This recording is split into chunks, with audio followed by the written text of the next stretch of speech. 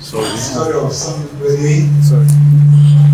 a young chap who approached me and said that out of the alms that is given to people, zakat, I should give him 10,000 naira. And this was in the year 2014, 11 years. So I gave him 10,000 naira. And he went into the market, was buying good clothes, making 200 naira per day, 300 naira. And today, as I speak to you, his capital is over 10 million naira. And now, every year, he gives alms to people from his business. So, what do we do to empower our youth? I was in Saudi Arabia in 2009 with my family, and that time $1 was 150 naira. We stayed at Hilton. Last 10 days for one room was 15,000 US dollars. And we took 2 rooms. We stayed in Medina. We paid Saudi Arabia first class ticket for 4 of us, 1 million per person. So we came back. And 2010, my wife came and said, "You should prepare to go for Umrah." I said, "No, sit down." I said to them, "Did you know how much we spent last year?" They said, "No." And we had spent 10 million naira for just 10 days in Saudi Arabia to perform Umrah. So I told them, I said, "Do you think we are doing the right thing? How many beggars do we have in Ghana? How many children are out of school? How many children are going to school without books?" So they agreed, and we agreed both that we will not go to Umrah until after 10 years. And what do? We estimated that 10 million, we gave it to Rufa College. And out of the 10 million, I went to the school. I went round the senior secondary school. There were 4,800 students. And only 20 of them had textbooks of English and math. And nobody will gain admission into the university until he has a credit in English and math. And at that year, only 5% of the children the previous year made a credit in English and math. So we took 7 million naira and we bought textbooks for SSS 1, 2, and 3, a total of 9,600 textbooks at that time. Math was about 750, English was about 700. And you know, there are books that they don't change. And after 3 years, the first, the SSS 1, that has now come to SSS 3, we got 65% of the students having grade in English and math. Now, I now keep telling people, they don't want why do you have to the empty space. take your family, As if the place was go to Saudi Arabia, you understand? do Umrah, Be very sensitive. you are asking for forgiveness? Don't you think that God will forgive you also in Ghana?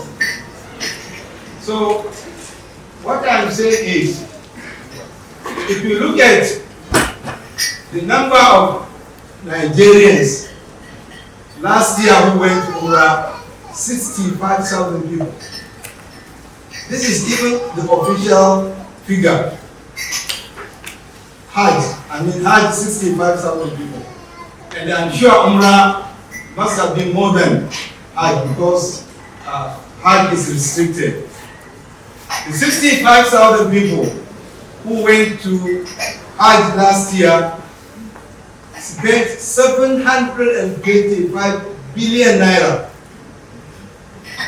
And if you combine it with those who have gone for Umrah, we are talking close to 1.5 trillion. But look at the Almajris on the streets. Look at the youth that are drug addicts because they don't have a job, they are not educated, their parents. You find here in Kano, you can get a family, somebody has 2 wives, he is renting 2 rooms, and he has 9 children. We are not empowering them. We are going to Umrah, beg God to forgive us in Kaaba. When the Prophet in Islam said that if you feed one person, it's better than for you to go for Umrah 1,000 times. So from that, when I became the chairman of Arewa Conservation Forum, we had a conference at Bayero University College, Bayero University, Dangote Business Center. And somebody made a presentation which really caught my mind. One Dr. Binta Tijani, and she alluded to a program that was done in Pakistan. A lady came to a wealthy person and asked him to loan her $100, which he did, and she returned that $100 after 6 months. Now, she said to him, she had one request, and her request was that he should now give that $100 to another person, so that the way she benefited, another person will benefit. And he did that. So he started increasing the number until now, he now developed into a bank, microfinance bank. And today, our awards in Pakistan are present in 180 countries. Interest-free loan, it is tailored around the Islamic principles, and before somebody is given the loan, it will be given in a mosque where an imam will now preach to them the danger of borrowing and not paying back. So what did I do? Now I got 7 people under the chairmanship of President and I sent them to Pakistan. They went, they studied the Akwat model, what they do, how the loan was returned.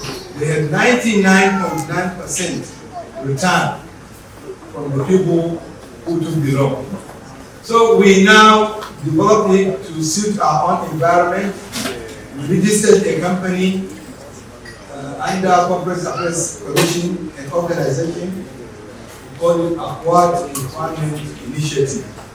And today, it was done about 3 months ago. We have 50 million naira. Bulk of it was donated by Haji Awal Rano, who gave us close to 40 million naira. And the Wazirin Katsina, Senator Ida, who gave us 10 million naira. Now, we have sent the form, and we are getting you will give them 500,000 naira for 1 year without interest. And the difference between our own model and that of Pakistan is that we are partnering now with Kai Bank, which is owned by Saladin and Tata, and they are going to get POS.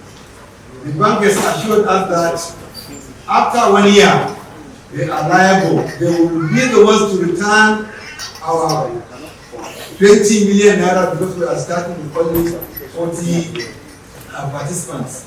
And they have guaranteed us that the youth, those who have gotten the loan, will make 50% of what we have given, and also the bank will make profit out of which they will return 40% again to ask for us to pay for office and overhead costs.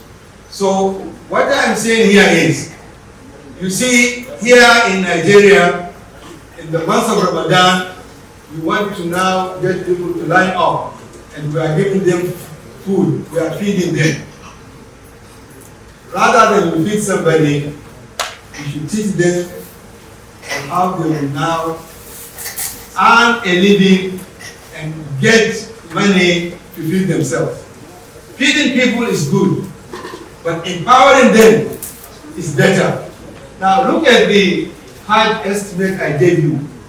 1.5 trillion will now, if we are to give just 100,000 to every youth, as a loan and not a charity gift, we are talking of over 10 million youth.